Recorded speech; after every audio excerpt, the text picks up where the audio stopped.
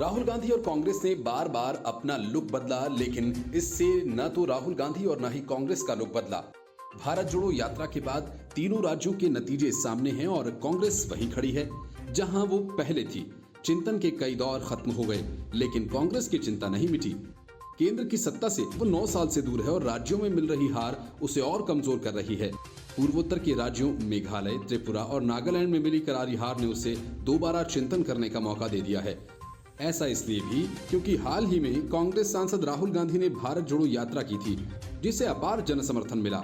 लगा शायद कांग्रेस अब कम बैक करेगी। 3 महीने पहले हुए हिमाचल विधानसभा चुनाव में मिली जीत से उसे इसका थोड़ा फायदा मिला, लेकिन ताजा नतीजों ने उसे फिर से हार के पथ पर धकेल दिया।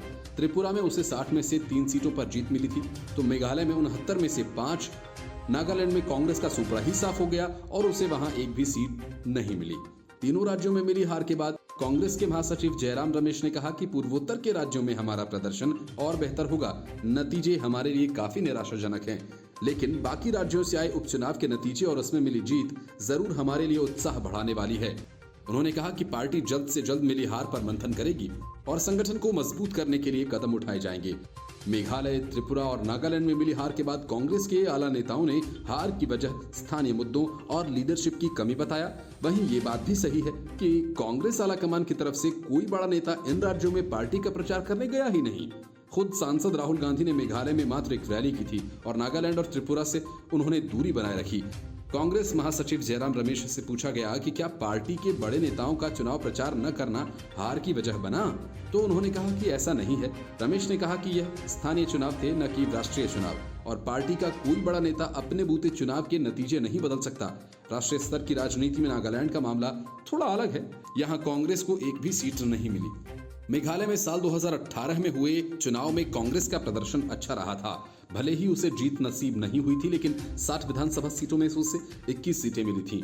इस बार मेघालय चुनाव में उसे मात्र 5 सीटें नसीब हुई, मतलब पहले के मुकाबले 16 सीटें कम हो गईं। त्रिपुरा की बात करें तो कांग्रेस यहां सीपीएम के साथ मैदान में उतरी थी। लगा था दोनों का साथ बीजेपी को सत्ता से बाहर कर ही देगा, लेकिन ऐसा कुछ हुआ नहीं। सीपीएम को जहां 11 सीटें मिली, वहीं कांग्रेस को सिर्फ 3। वहां की स्थानीय पार्टी त्रिपुरा मोथा पार्टी को भी सीपीएम कांग्रेस की जोड़ी अपने साथ मिलाने में नाकामयाब रही। बीजेपी ने यहीं बाजी मार ली। टीपीएम ने भारतीय जनता पार्टी को समर्थन देने का ऐलान किया।